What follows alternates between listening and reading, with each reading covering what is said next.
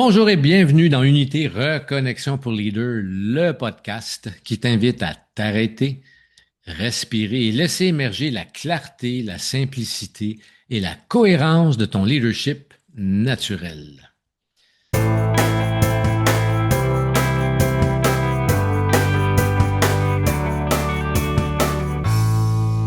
Cette saison dédiée à la reconnexion à soi et à l'autre est à propos d'ouvrir nos relations, d'ouvrir l'espace en soi pour qu'on soit vraiment connecté à soi-même et automatiquement aux autres. Et aujourd'hui en particulier, l'importance de l'écoute.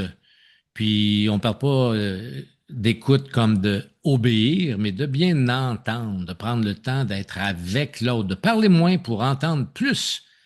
Donc, de réapprendre à écouter avec tout son être, sans filtre, ni attente. Et encore et toujours avec mon bon ami Yves. Bonjour Yves, comment vas-tu aujourd'hui? Ça va bien. Ça va bien. Quel beau sujet. L'écoute, moi, ça me fascine. Ça me fascine. Puis ce qui me fascine surtout, c'est de voir comment on n'écoute pas. Ben, d'ailleurs, ça m'amène à ma première question. Quelle différence qu'il y a entre écouter et attendre son tour pour parler? Ouais, ça, c'est bon, ça. Mais avant d'aller dans ce sujet-là, je voudrais juste faire une petite parenthèse de 2 minutes sur c'est quoi l'écoute, comment on a été conditionné à Yes, écouter. Donc, parfait. si on se rappelle quand on est très jeune, écouter veut dire obéir.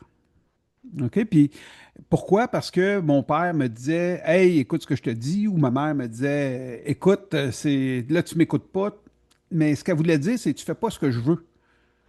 Oui, c'est ça. Le mot écoute n'était pas utilisé de la bonne façon, mais nous, on l'a appris comme écouter, c'était obéir. Ben, tout à fait. Et encore aujourd'hui, dans les organisations, dans les entreprises, combien de fois on entend ça? Ouais, mais il écoute pas, ça fait 4 fois que j'ai dit, puis il le fait pas. Ben, c'est oh, OK, tu veux qu'il le fasse, donc est-ce que c'est ça que tu lui as dit? Ben non, là, j'ai parlé, puis moi, j'ai dit que c'est de même qu'on devrait faire ça. Ouais, mais le message n'est pas clair, là. Lui, peut-être il a écouté, il a compris, mais il a dit, moi, c'est pas comme ça que je vais le faire.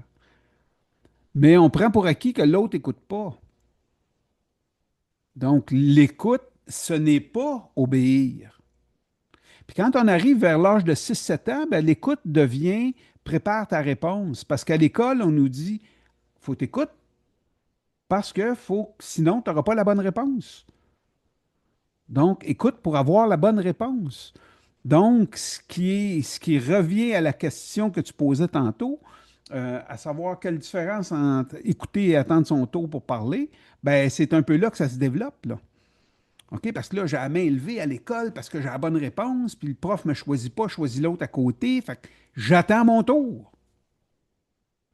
Et je fais la même affaire dans une réunion où ce qu'on est 2, 3, 4, 5, 10 membres de l'équipe de direction, où ce que je suis le troisième, quatrième à parler. Donc, pendant que le premier parle, qu'est-ce que je fais? Je suis en train de préparer ce que moi je vais dire.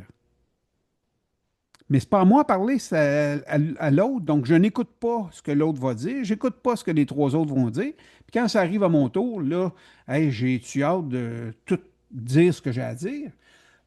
Puis je m'attends à ce que les autres écoutent, mais les autres font la même chose que moi, préparent leurs réponses aux autres aussi. Donc, est-ce qu'écouter, c'est de préparer sa réponse? Je ne pense pas. Donc, quand on recadre l'écoute pour savoir ce que c'est exactement, l'écoute, j'écoute pourquoi? Ben, pour comprendre ce qui est en train de se passer. Si je suis en contact avec l'intelligence naturelle, je veux comprendre c'est quoi qui est en train de se passer. Puis pensez-y 2 secondes, comme leader, comme chef, comme directeur. Si j'écoute l'information, je vais prendre une bien meilleure décision que si j'essaye de rentrer de force comme moi je pense. Donc, écouter sert le but de comprendre ce qui est en train de se passer.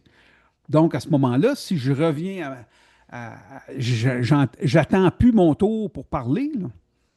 Je prends Oui, puis je juste pense le que temps d'écouter ce qui est en train d'être dit là. oui, oui, tout à fait. Puis je- j'ai l'impression que si on a, bon, je comprends ce que tu as dit à propos d'obéir, puis d'avoir la bonne réponse, puis tout ça. Il reste que quand on est pris dans notre tête, puis qu'on a juste notre tête, tout est calculé, tout est contrôlé, tout est échafaudé, tout est organisé, structuré. Donc, j'écoute avec ma tête et je veux répondre avec ma tête. Fait que c'est un peu normal de prendre des bouts d'informations pour essayer de me préparer une réponse. Ce qu'on ne sait pas, puis moi, ça a été ça m'a pris un certain temps avant de le réaliser puis de le sentir en moi, à quel point c'est magique d'être complètement ici, maintenant, présent, à écouter et à recueillir l'information. Si la connexion a été rétablie avec mon intuition et avec mon instinct, ce qui fait que j'ai plus juste mon intellect pour répondre. J'ai plein d'autres informations. Puis toi, tu le dis souvent, hein, quand on a des conversations et on n'est pas prêt encore, tu vas dire, ah, j'ai pas encore l'information. Puis il y en a qui vont trouver ça un peu farfelu, mais c'est parce que la vie opère comme ça.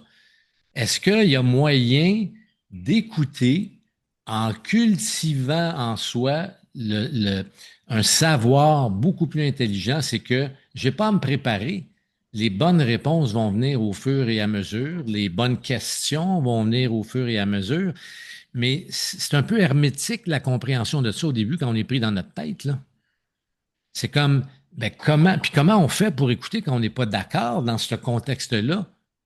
Si je suis en intelligence contractée, c'est-à-dire pris dans mon ego, pris dans mon mental, pris dans ma personnalité, c'est sûr que je vais avoir de la difficulté à écouter l'autre qui n'est pas d'accord avec moi. Parce que je suis insécurisé. Donc là, ce que je vais faire, aussitôt que je vais avoir l'occasion, je vais me mettre à parler pour que l'autre voit mon point de vue et je veux qu'il dise, ah, tu as raison.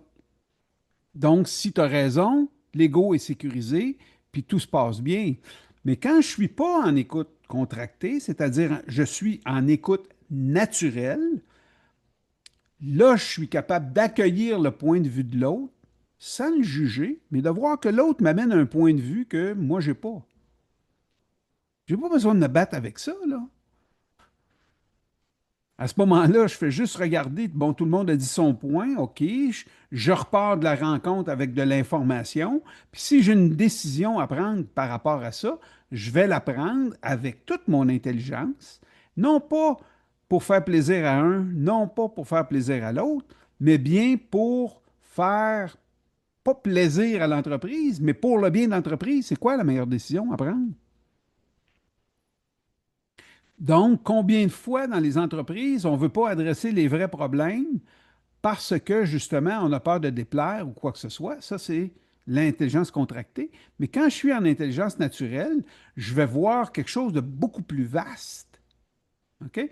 Et c'est pour ça que c'est important d'écouter. Puis, by the way, ce qui est merveilleux avec l'écoute, là, c'est qu'il y a zéro effort à faire. Tu sais, puis je me souviens quand j'étais plus jeune, là, j'avais pris des cours en communication, puis on me disait, ah oui, puis c'est important, l'écoute active. Excuse-moi, là, mais de l'écoute, il n'y a rien de plus passif que ça. Tu comprends? Parce que la chose la plus importante à comprendre dans l'écoute, c'est que l'écoute n'est pas à propos de moi, c'est à propos de l'autre. C'est l'autre qui parle. Donc, quand je le coupe à chaque fois, ah ouais, puis dis-moi en donc plus pour ça, je ne suis pas à propos de l'autre, là, je suis à propos de moi. C'est ça qu'on appelle l'écoute active, le faire des ah oui, OK, puis de poser des questions. Ah, C'est- exactement, puis de poser des questions, puis ah. Mhm. intervenir. Donc, quand Oui. j'interviens, qu'est-ce que ça fait? Ça casse le flot de l'énergie. Et c'est complètement fou. On a créé une recette pour quelque chose de tellement naturel. Quand on sait qui on est, quand on s'aime, quand on est en connexion avec notre tête, notre cœur, nos tripes, ça arrive pas, ça, là. Ben non, ça n'arrive pas. Je vais simplement être là, recevoir l'information que la vie m'envoie, qui passe à travers l'autre, puis je regarde ce que ça fait en moi. C'est intéressant parce que quand on pense à ce que tu disais tantôt à propos de mon monde m'écoute pas. Ça fait 4 fois que j'ai dit, il n'a pas écouté. C'est clair dans ton monde puis le mien, là, dans le monde d'unité. La première question du coach, c'est toi, t'écoutes-tu? Ah oui, oui, oui, d'accord. Maintenant, je vais te reposer une nouvelle question. Toi, t'écoutes-tu? Ben, je viens de te répondre. Non, tu ne m'as pas répondu. Tu m'as offert une réponse automatique qui vient de ta boîte de conditionnement pour te garder en sécurité, te garder avec un sentiment d'appartenance fort, tu te sens aimé, reconnu, accueilli dans l'équipe, puis sentir que tu as une certaine crédibilité. L'énergie qui est dépensée, moi, ça me fascine. Je trouve ça hallucinant quand ça pourrait être si simple. Ben, tout à fait. Donc, si notre type en question, quand tu lui poses la question, ouais, mais toi, t'écoutes-tu? Au lieu de dire, oui, oui, oui, moi, j'écoute. Non, reste avec la question. Exact. Puis là, comment je me sens avec le fait que tu me répètes encore la même question? Oui. Tu comprends? Bon. C'est ça, écouter, là. Écouter, c'est pas simplement entendre des mots, c'est entendre les feelings que je vis à l'intérieur de moi. C'est pour ça que l'écoute, aujourd'hui, je trouve que elle est trop associée à l'oreille. Moi, je le remplace beaucoup par présence. Mhm. Es-tu présent? Donc, écoute avec tes cinq sens. Oui, comme par exemple, tu as écouté quelque chose, puis tu n'es pas bien avec, d'être capable éventuellement que cette écoute puisse devenir de la communication dans les deux sens. Être capable de dire, écoute, je trouve ça rough ce que tu viens de me dire, là, je ne suis pas en tout en accord avec toi, puis j'ai peur qu'on n'arrive pas à rencontrer nos objectifs à cause de ça, là. Mais merci de m'entendre, ça me fait du bien de te le dire, ça va nous permettre d'être ensemble. Oh oui, vraiment, OK, je comprends que tu n'es pas en accord. Il y a une vraie communication, mais il ne Oui. peut pas en avoir de vraie communication si je ne suis pas connecté à moi-même puis à ce que je ressens, là. Ben, c'est ça. Puis regarde, Luc, un autre exemple bien simple. Puis je suis convaincu qu'on a tous vécu ça dans notre vie, là. Tu es en train de parler à quelqu'un, puis là, tu vois bien que par ses yeux, il n'est pas là. Il n'est pas présent, pas en tout à toi, là. Plus là. Il est plus là. Là, Puis tu tu dis, hey, continues. t'es où? Ben, tu Là, dis pas il ça, fait, là, je tu suis là, continues je suis là. ou tu dis même pas ça. Tu Ouais. continues à parler comme si rien n'était. Donc, quand tu le vois, c'est parce que tu as écouté que tes yeux, tu as vu que l'autre n'est pas là, ben, arrête la conversation. Écoute, es-tu intéressé par ce que je te dis? Si tu es intéressé, ben, on va reprendre la conversation parce que tu n'étais pas là pendant les deux, trois dernières secondes. Puis il n'est pas Si, devenu pas bon parce qu'il n'écoute pas. Tu es dans un espace de voir qu'il n'était pas là. Peu importe, on part tout à l'occasion dans nos pensées, puis qu'est-ce qu'on va manger à soir, puis tout ça.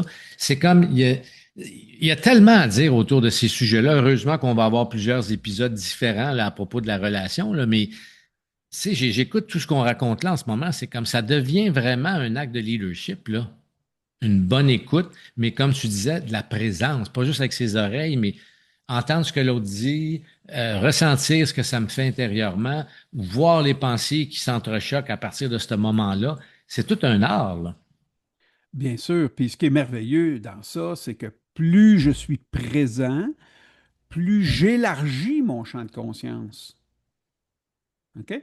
Parce que les gens pensent que ah, OK, hey, pour être plus conscient, je vais aller prendre une formation, je vais aller prendre des nouvelles affaires. C'est pas ça, la conscience. Donc, si j'écoute vraiment l'autre, je vais être capable d'être avec lui, mais pas juste être avec lui, être avec moi en même temps et être avec tout ce qui se passe dans la pièce. Donc, pendant que l'autre va parler, est-ce que je suis conscient de ce qui se passe en moi? Est-ce que je suis conscient de la pression que la chaise exerce sur mes fesses? Est-ce que je suis conscient du bruit du climatiseur? Est-ce que je suis conscient... C'est ça, là, élargir le champ de conscience. Pourquoi? Pour recevoir le maximum d'informations possibles. Mais pour recevoir le maximum d'informations possibles, il faut que le mental soit calme. Donc, lorsqu'il écoute, il ne cherche pas à répondre. Il est présent pour comprendre ce qui se passe, comprendre ce qui est, et par la suite de regarder en lui ce qui se passe, et les mots vont venir s'il y a quelque chose à répondre. C'est intéressant, Yves, parce que ça m'amène à me dire que pour comprendre, il faut poser des questions parfois. Puis il y a plusieurs de nos auditeurs qui n'oseront pas parce que sont supposés de le savoir. Il y en a qui sont beaucoup qui sont pris avec ça. Surtout si c'est le boss, alors moi, il devrait le savoir. Ou il y a comme quelque chose à défaire autour de ça que plus tu accordes l'importance à réellement comprendre, plus tu poses des questions, quitte à passer euh, en revue tes propres croyances, par réaliser que tu te sens pas bien, tu te sens niaiseux, whatever, mais éventuellement être capable de quand même poser tes questions, tu es en train d'enseigner quelque chose, là. Parce qu'au-delà de l'amélioration de la communication avec toi-même puis avec l'autre, tu es en train d'enseigner à ta gang qu'ici, on est curieux, on pose des questions, on s'assure de comprendre avant d'agir, sans même avoir parlé qu'il faut comprendre avant d'agir, juste par ton propre comportement. Ceci étant dit, quelle pratique simple nos auditeurs pourraient mettre en place pour vraiment passer à de la présence, donc à de l'écoute avec, oui, les oreilles, mais avec le cœur, avec les tripes, l'écoute de comment tu te sens quand l'autre dit quelque chose, une écoute beaucoup plus globale, beaucoup plus entière. Y a-t-il quelque chose qui pourrait mettre en Ben, une pratique simple? pratique super simple, là. Asseyez-vous dans le salon, là, ou dans la cuisine, peu importe, ou dans votre chambre, ou faites le test en vous couchant ce soir, là. Vous fermez les yeux, faites juste écouter.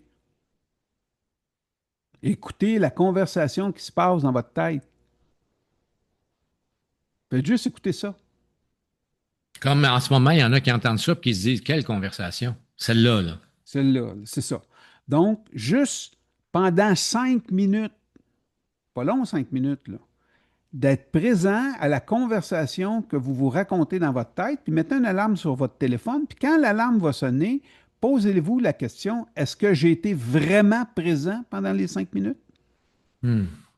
Ou, oups, mon esprit est parti d'un part parce que je me suis mis à penser à mes vacances de l'année passée, ou je suis parti de l'autre côté parce qu'il est arrivé telle affaire, ou ma blonde a bougé à côté de moi, ça m'a dérangé.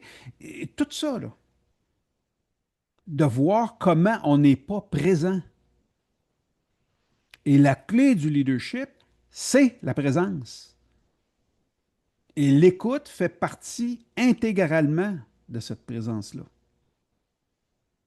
Fait que juste pratiquer ce petit exercice-là. Puis si 5 minutes, vous trouvez ça trop long, commencez avec 1 minute. Puis quand vous allez l'avoir fait 5 soirs pendant 1 minute, montez ça à 1 minute et demie ou 2 minutes. Là, vous allez C'est un voir que, super bel wow, exercice, tout bien simple, sûr. ce qui va permettre de réaliser l'importance de l'écoute, puis de parler moins peut-être pour entendre plus, comme on le disait au début de notre enregistrement. Ben, tout à fait. Et surtout de voir quelle est la capacité que vous avez à être attentif, c'est-à-dire à être présent à ce qui est. Et vous allez voir que si vous pratiquez ça régulièrement, dans les rencontres de groupe, dans les rencontres d'équipe, vous allez être beaucoup plus présent, vous allez recevoir beaucoup plus d'informations, puis vous ne penserez pas nécessairement à Hey, qu'est-ce qu'il faut que je dise, là? Oui, Il n'y a exactement. rien à dire, il n'y a rien à dire, puis c'est tout, là. C'est pas grave, personne ne va mourir de ça. Oui. Ah ouais, c'est génial. Écoute, merci Yves, merci à vous d'avoir été là. Et en passant, il y a de l'espace pour mettre vos commentaires. Faites l'exercice, dites-nous comment ça va sur Spotify, sur Apple ou encore sur YouTube, et on va vous répondre. Et commençons peut-être une conversation, parce que là, en ce moment, vous nous entendez. On aimerait vous entendre également. S'il vous plaît, prenez le temps de placer vos commentaires et vos questions dans les différents chats, là, Spotify, Apple Podcast ou YouTube. Merci encore, Yves. Merci à vous d'avoir été là. Hey, ça me fait plaisir. À la prochaine. Salut.